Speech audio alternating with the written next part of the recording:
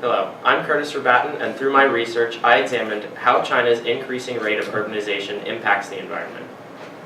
The United Nations, or UN, projects that by 2050, around 68% of the world's population will be living in cities, as opposed to the 55% in 2018. This growing population of urban dwellers will live in megacities, defined as a city with a population with over 10 million residents.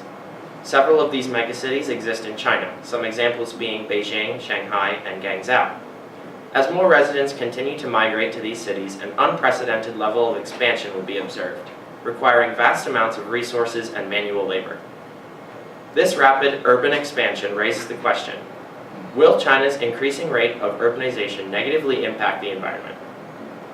Through my research, I was led to my thesis, which is China's rate of urbanization transformation is increasing and negatively impacting the environment through atmospheric heating and air pollution. The amount of urban areas is growing and will continue to grow extensively in the future, especially in Asian countries such as China. Barbara Boyle, former chief of the Center for International Research at the Census Bureau, explains that, quote, in 1800 only about 2% of the world's population lived in urban areas, and in only 200 years, the world's population has grown to nearly 50%, end quote.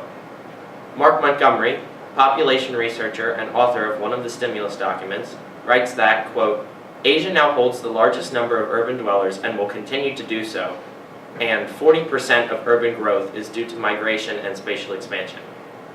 When viewed with relation to my research question, will China's increasing rate of urbanization negatively impact the environment, it is clear that not only the population is rapidly increasing, but it will begin to negatively impact the environment as it does so. Another UN article concurs with this fact, stating that, quote, Asia, despite its lower level of urbanization, is home to 53% of the world's urban population, end quote, which is slightly over half. While it is important to note that this article states that Asia's urbanization rates are lower than most areas around the globe, it should be considered that Asia contains many other countries than China, and this demographic does not necessarily directly represent China's urbanization rates as a whole. Asian countries hold slightly over half of the world's urban population, and that percentage is projected to continue to grow exponentially in order to accommodate the vast number of residents that desire to live in these cities. One of the most certain factors contributing to climate change is urbanization. Daily activity in any given megacity at any given time of the year requires enormous quantities of energy for things like transportation, lighting, and daily work, to name a few.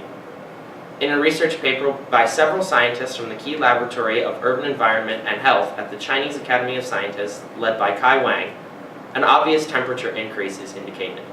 Quote, it is evident that the daily mean temperature in cities increase slightly faster than in rural sites, end quote.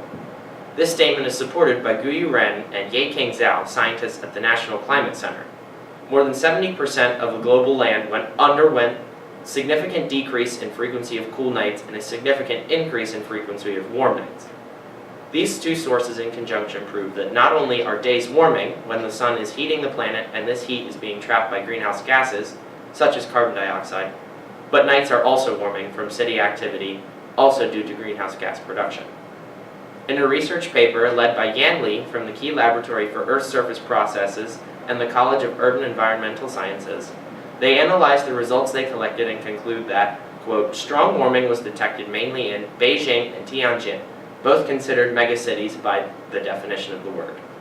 A mutual trend among these sources' lines of reasoning proves that China's urbanization transformation is contributing to a rise in global temperature. The use of large amounts of resources to manufacture goods and aid in daily life causes air pollution that negatively affects the lives and overall health of the people living in these megacities. David Parrish is a former research chemist for the National Oceanic and Atmospheric Administration, and William Stockwell is a professor and researcher at Howard University for global air quality and climate-related issues. In their essay, they focused on the localized effects of air pollution in megacities. They described the creation of several toxic compounds caused by urbanization, including ozone, which causes lung problems. A study by environmental researchers led by Wenling Liu explores the health risks of air pollution in Chinese megacities. Effects listed were, quote, adverse cardiovascular, respiratory, pulmonary, and other health-related outcomes, end quote. Noxious gases such as ozone are inhaled by residents of the city over long periods of time, which causes irreversible damage to the respiratory systems of millions of people. A study by Ching Wang concurs with these findings. While Wang's study takes a slightly different stance on urbanization, the conclusion is still relatively similar. Quote, air pollution undermined the positive impacts of urbanization on public health, end quote. The studies presented both found a negative correlation between air quality in Chinese megacities and the health of citizens residing within these cities, further proving the fact that urbanization has a negative impact on the environment and air quality. My first solution is presented by Liu Mai, the Secretary General of China Development Research Foundation. Mai proposes to continue urbanizing and that China's continued urbanization efforts could allow for benefits such as narrowing urban-rural economic gaps within the cities and surrounding areas, rebalancing unstable economies, the more efficient utilization of resources, and even pollution reduction. Mai articulates that as urbanization becomes a more refined and streamlined process, the benefits of the process will begin to outshine and even possibly eliminate some of the previously proposed environmental negatives. My second solution is provided by David Parrish and William Stockwell, who proposed to follow the lead of Los Angeles when it had environmental issues back in the 1950s and 60s. They conclude that Chinese cities need to take action themselves and to confront the major sources of pollution, limit or eliminate them, or pass legislation to restrict the amount of pollutants escaping into the atmosphere and environment. Limiting pollution from construction, power generation, and transport are all viable options presented in their analysis. Implications to these solutions include a drastic improvement in air quality, causing a greater influx of residents and visitors, boosting the city's economies. Cities will be extended and built more effectively, reducing the amount of wasted material and thus the amount of pollution. However, limitations to these solutions include the overheating problem will not be directly solved, but if cities are being expanded more efficiently, then it is more likely that the temperature issue will sort itself out due to more thorough construction and fewer wasted journeys for unplanned material needs. The heat and pollution crises of urbanization need to be addressed before any real benefits can be reaped. The environmental setbacks of the Chinese urban transformation method need to be eliminated so that the environment is a more hospitable place for humans and other life alike. Thank you.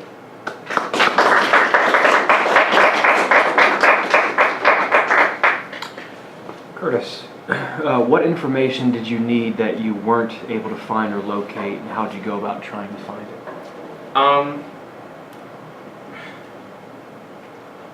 Could you ask the question again? Yeah, so I'm asking you if there was any information that you weren't able to find,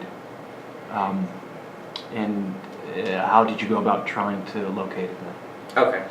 I needed more information about the effects that carbon dioxide has on the heating process from urbanization, because urbanization creates air pollution.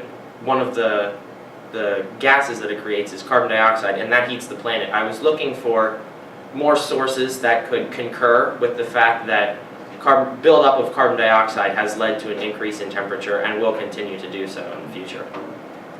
Thank you. And then explain the level of certainty you have about your conclusion, your solution, your recommendation.